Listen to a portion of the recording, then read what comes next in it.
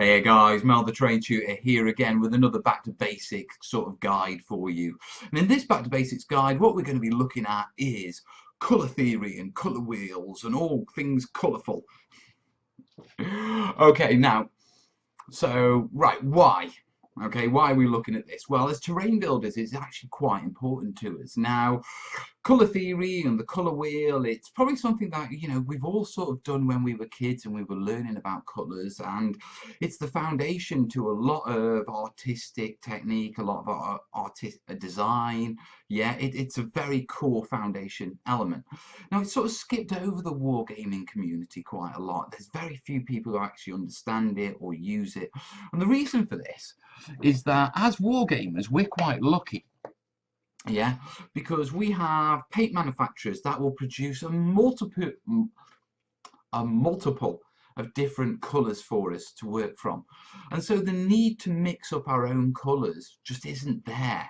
Yeah, we may slightly adjust it, highlight it, or bring it down, make it darker, yeah, and shade it, but we don't really mix our own colours because we have such a wide array of colours. I mean, there's some manufacturers that bring out literally entire ranges of the same colour, in different shades and tones, etc.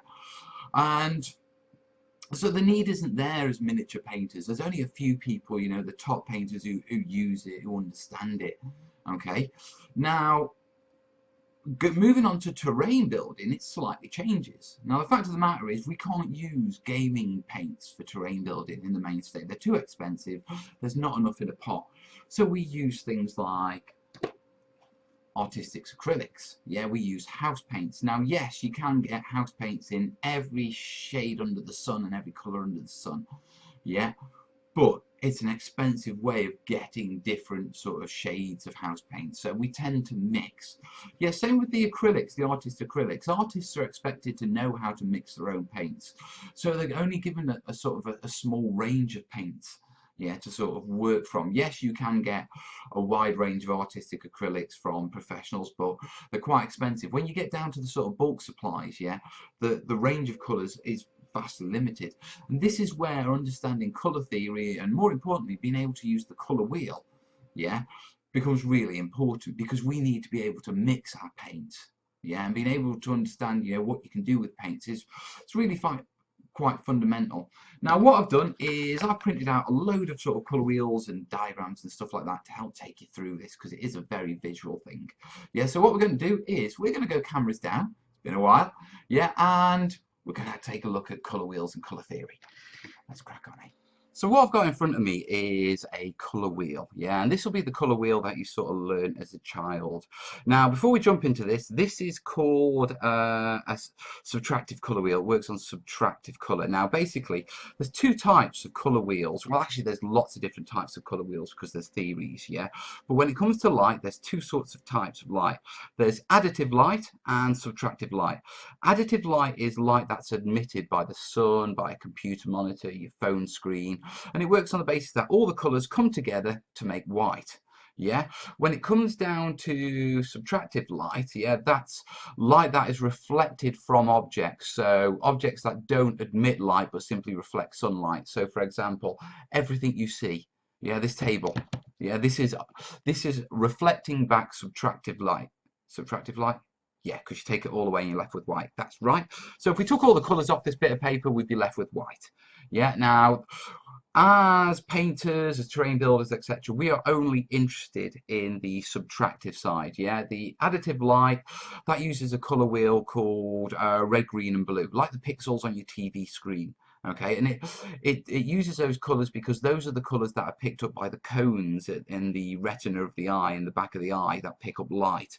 Yeah, so it's specifically formatted for sending light directly into your eye. Now, what we're looking at is colour as it's being reflected, the wavelengths. Now, the science behind reflective light and wavelengths and all that is pretty heavy, but basically all you really need to understand is that most things will reflect certain wavelengths of light back, i.e. certain colours. So when light hits them, they shine back various colours. Yeah, for example, chlorophyll. Chlorophyll, which is the thing in plants which own which does photosynthesis. Yeah, in the main state that only reflects green wavelengths of light, which is why plants are green. Yeah, when sunlight hits them, they absorb all the red light and the yellow light and all the other colours and just reflect back the green, so we perceive them as green. Okay, now this color wheel, it's wrong when it comes to what we want to do. Yeah, it's outdated and it's based on what you call it, sort of outdated principles.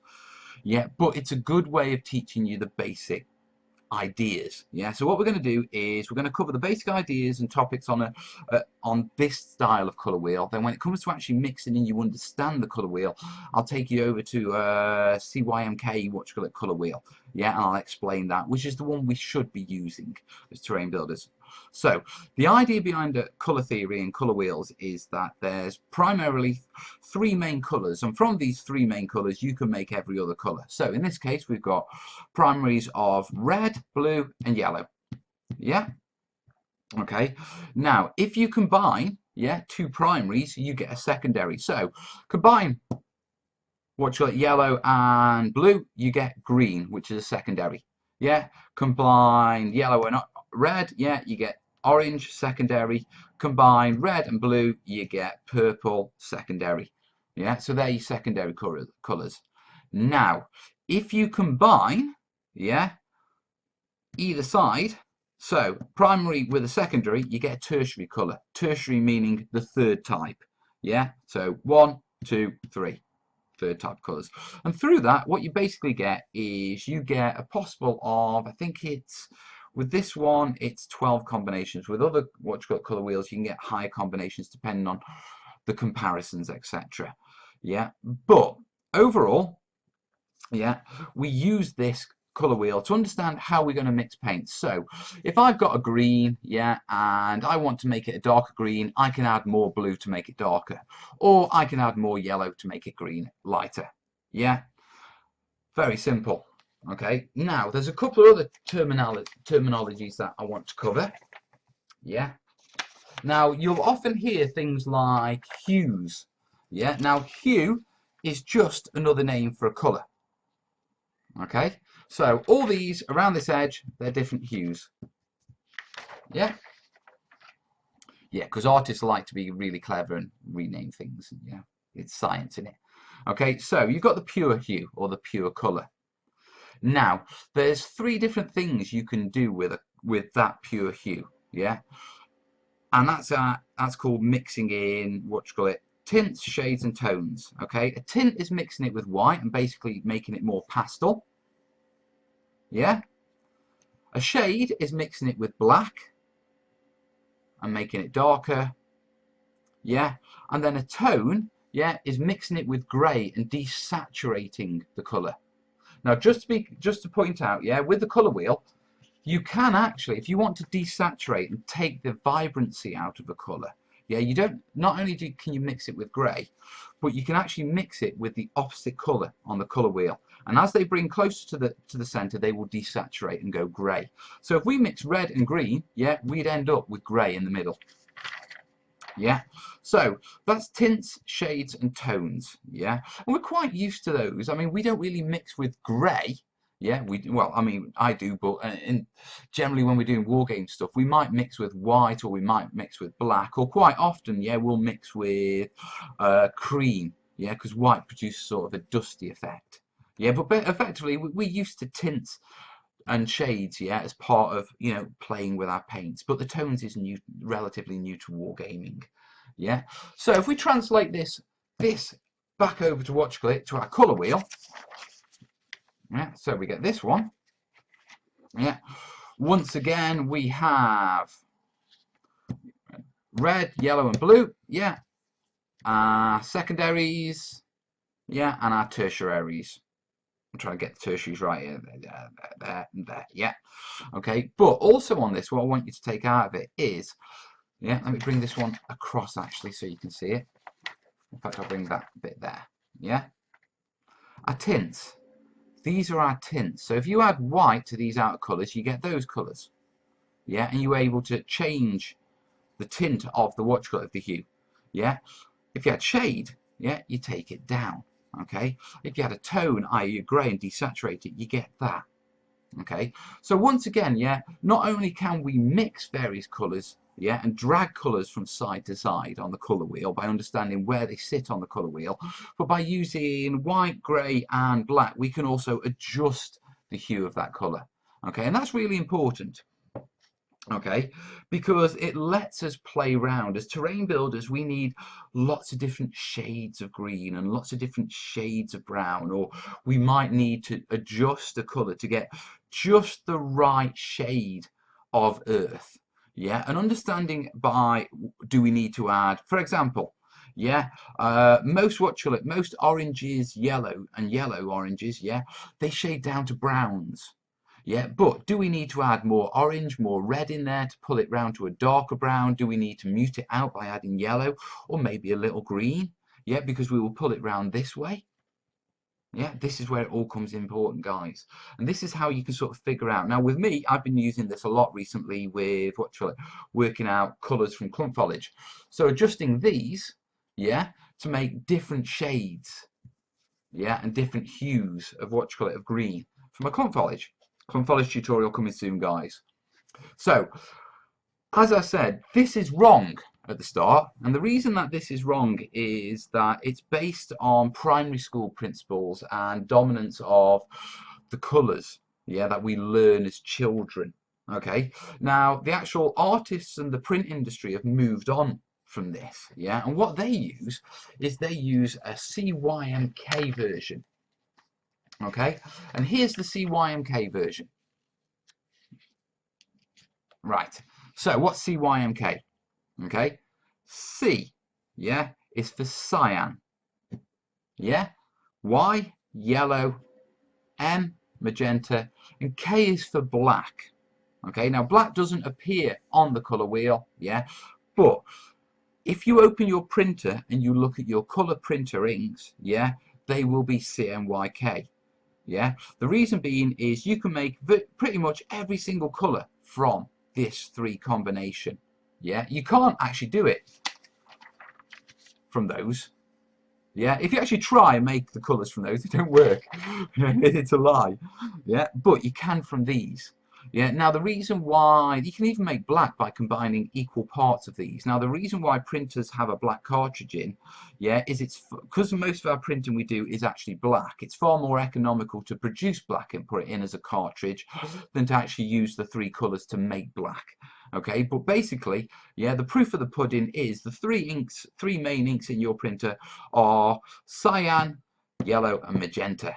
Okay, and if your printer can print every color, then these can make every color. Yeah. Now, once again, yeah, you've got the color wheel. Yeah, and you've got your your primaries, you've got your secondaries. Yeah, and then you've got your tertiaries mixed around. Okay. So you're looking at this and saying it still doesn't help me, boss. Yeah, I don't see how this helps me with green. Well, let's move on to a more complicated CMYK color wheel. This one. Yeah. Now, I downloaded this from the, from, where is it? Hang on. It's not even going to focus, is it? TheRealColorWheel.com. Okay, and there's quite a few of these around, but I liked this one. Okay, and it is a CMYK, yeah? Yellow, magenta, cyan, yeah? But immediately you start to see how you can mix and move around the colour wheel. Now for terrain builders, what we're really interested in is sort of this bit round here. Okay, because in this bit round here, we have all our earth tones. Yeah, we have all our foliage tones. We have all our greens, and then we all have all our water tones. Okay, and looking at it more closely, yeah, we can look at sort of like, right, okay, I've got this green here. If I mix a bit of yellow or red into it, I'm going to drag it across here. Okay, and that's going to give me more of a drab military green. Yeah, believe it or not, if you mix black with yellow, yeah, you get a drab military green. Okay, moving round, yeah, we've got our various browns, and we can see by adding reds, we can make them darker. Same with the greens, you can drag across. Now, as a little tip about the colour wheel, and let me find something just to, yeah, let's say I've got that blue, yeah, and I've got that red, yeah, no, wrong example, that red and that green. If I mix between that red and that green, I will go through all the shades on the colour wheel along that line as I go. Yeah, that's how the colour wheel works. Yeah, so if you're interested in mixing your own paints or you're looking to get subtle shades, etc., download yourself a colour wheel. Yeah, have a play with it, have a play with the paints. Yeah, and immediately, yeah, by being able to mix the basic primary colours, yeah, or secondary or tertiary colours, you can drag the hue around the wheel, yeah, and then adjust it by using a tint, adding white, or a shade, adding brown, or even desaturate it and mute the colour by adding grey, or by adding the opposite colour on the colour wheel. Okay, now as miniature painters, you don't really need this. Yeah, not unless you're going down the golden demon route. Yeah, as terrain builders, yeah, and people who are making our own flocks, foliages, who are painting earth tones, yeah, this starts to become really important because it gives us the ability to flavour things. Okay, so that's a very basic introduction to colour wheels and the idea of colour wheels. Big credits goes out to St Isaac Newton, who comprised the first colour wheel. I think that's right. Yeah. Uh, what else I can't really say much more about it because it is one of those things that once you understand the basic principle of how a colour wheel works and how you can use colours from one side to drag a hue around, yeah, and use tints and shades and what you call it, and tones to mute it, to adjust that hue. Yeah, you've got it. That's it. I really hope you found this video sort of useful, guys. Yeah, if you've got anything to throw in, if you're a terrain builder and you use the colour wheel, throw it in the comments, guys. Yeah, it sort of supports the idea that, you know, these things are useful. Yeah, as always, yeah, if you have any questions, fire them in the comments. Anything else to add, fire them in the comments. If you liked it, you know, someone who wants to, you think you'll find it useful, yeah, share it about a bit.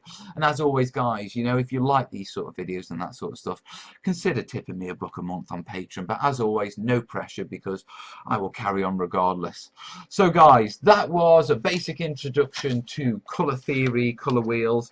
I should sort of mention, actually, I should really mention colour actual theory. Right. Yeah, colour theory works on the idea. Yeah. We don't really use this in terrain building, but it's good in model build, in model painting, that sort of stuff. But colour theory is the basic idea that things that are opposite on the colour wheel go well together. Yeah, things that go down and then split to one side are complementary. Colours that are next to each other on the colour wheel work well together. Yeah, what's the ancillary, are they called? Ancillary colours, I think they're called. Yeah. This side of the colour wheel is considered warm, yeah, with all these colours being warm. If you use these colours, if you want to give a cold tone, it doesn't really apply to terrain building. There's a bit, you know, if you want to work out, you know, a cool colour scheme for your Eldar, yeah, then it works. Yeah, but for terrain building, we're far more interested in getting into the nitty gritty of these dark tones, yeah, of our sort of core browns, greens and blues. Okay, guys? Yeah. So anyway, that's the colour wheel, guys. That's colour theory, yeah. If you want a more advanced video into light and that and colour and that sort of stuff, let me know and I'll look into doing it. But I don't think you need it. Once you grasp the idea that you can use this colour wheel and you can use these colours to drag these colours about. Yeah, typically in wargaming, yeah, in terrain building, we've always had black and white and, you know, to adjust our colours, yeah, but what we should be doing is, you know, throwing in the blues, the yellows, the reds to drag our greens and browns around the hue range. So there you go, guys. Yeah, I'm rambling as always. I hope you found it interesting. Yeah, like it if you like it. Let me know in the comments. Yeah, I'm going to crack on. I've got a shed load of trees to do. Literally a shed loads of trees. So let's go cameras up. Right, guys. Oh, a bit higher. There we go. I'll see you in the next vid, guys. In fact, I'll see you tomorrow night. We're live 9:30 Wednesday night UK time, where we'll be finishing the Mighty Stoic Arms. All the best, yeah? Ta-ra.